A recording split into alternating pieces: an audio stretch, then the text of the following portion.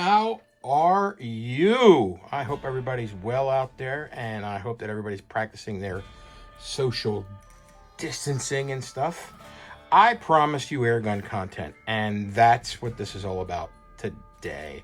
I'm going to bring you back through my history in airgunning, starting with the very first purchase that I ever made. That's a lie. It's actually the second purchase I ever made. The first one was a CO2 piece of garbage that didn't last very long because it was mostly plastic and was nonsense. But one of the earlier purchases in airgunning. And I'm going to walk you through each of them and introduce you to my small collection. One of the first things I ever bought, I bought from a coworker of mine back in 1982. And that would be this right here. This, a closer look, is the Diana Model 6. I bought it in 1982 from a guy that I worked with who said he had it about 8 to 10 years. So this thing was probably made in the late 60s or early 70s. According to the websites, I'm guessing around 1970, 71, especially because of the plastic grip here. Those are the earliest models. And then they went to a wooden grip, and then they went to, I guess, back to a polymer, which was like a greenish color. But when I first purchased this screw-in piece right here that holds in the front sight, the crosshairs, or in this case, the front post, because I don't have a crosshair in there. It's a post. Let me see if I can get that to show. I can't, just because of the angle of the camera and everything, but there's a little post in there, and that holds it in. That wasn't there. When I first got this, it didn't have a front post. So what I did was I took some wire and wrapped it around and then made an actual cross by using just very thin wire, and didn't have this here to hold it in place. I just kind of like wrapped it around and twisted it.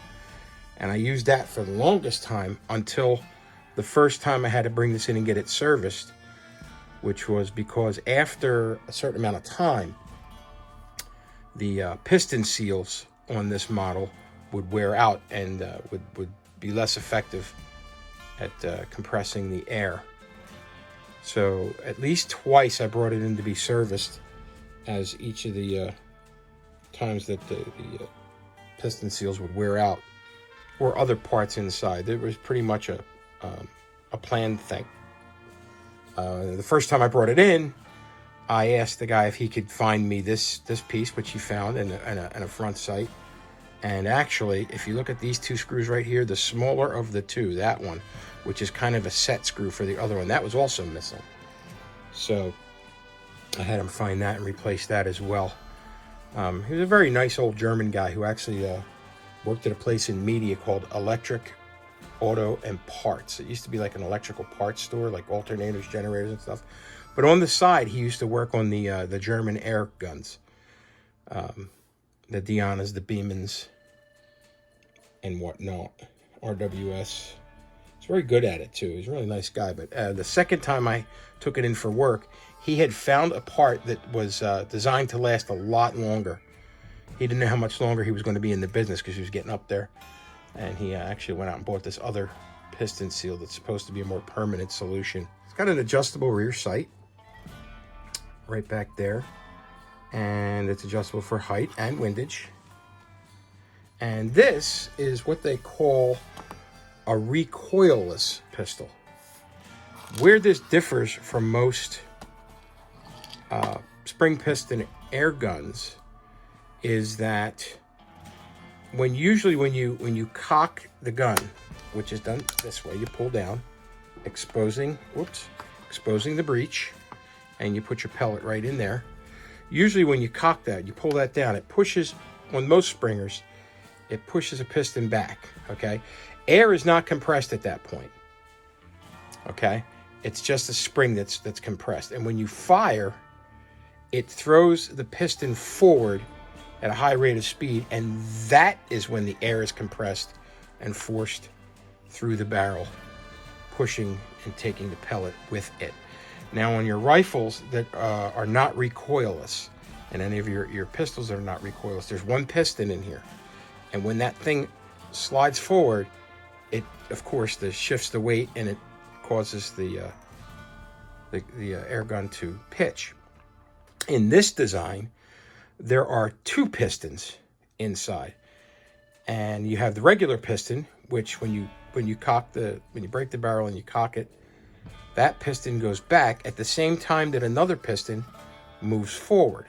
When you fire, the real piston shoots forward and compresses the air and fires the pellet, and the other piston, which is called a false piston, goes back at exactly the same time, causing the weight distribution to be even, so you don't have recoil.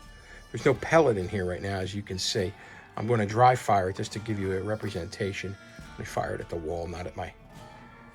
Let me see if I can do this, and you'll see that there's no recoil here. None. Nothing. There's no sense in showing you the whole range setup, the whole way I have it set up here. I just understand that this is mounted on a cardboard box that has several other flattened cardboard boxes inside of it. These pellets are not going to go through much more than not even probably a third of the way. It's pretty tightly packed in there. I've used this before. I'm just going to, using the magic of editing, I'm just going to use the, I'm just going to show you the shots at a little higher speed. I'm all the way over here. No, I'm 4. Do a 5-shot group. I'm not interested here, so.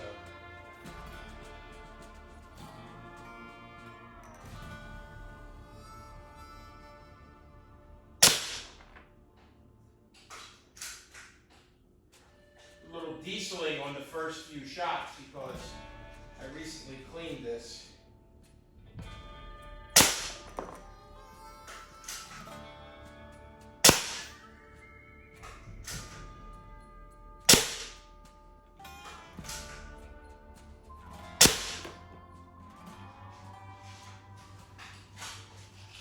Yeah, it's kind of a crack group. It's kind of all over the place. I've got one here, 2 here, and 1 here. Like I said, offhand, it's kind of a heavy piece too. It's not really an excuse, but you can see that's how it's done. I mean, it's pretty. I mean, that'll get a swirl. I've used this 20, 25 yards out on squirrels and pigeons and things. It looks pretty good. Here's a shot of the pellets that I'm using. They're pretty much crap. I bought these so long ago when I first started this.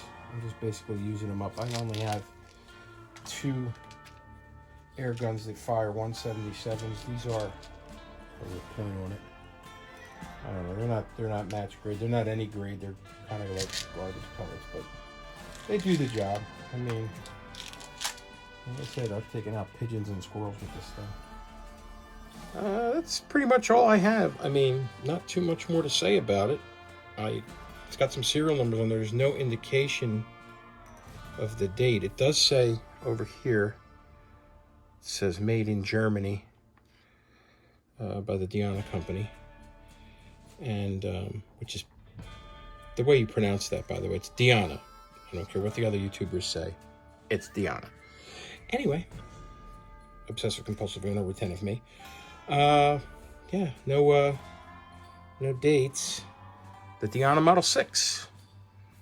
Next up, something else really cool. See you on the range.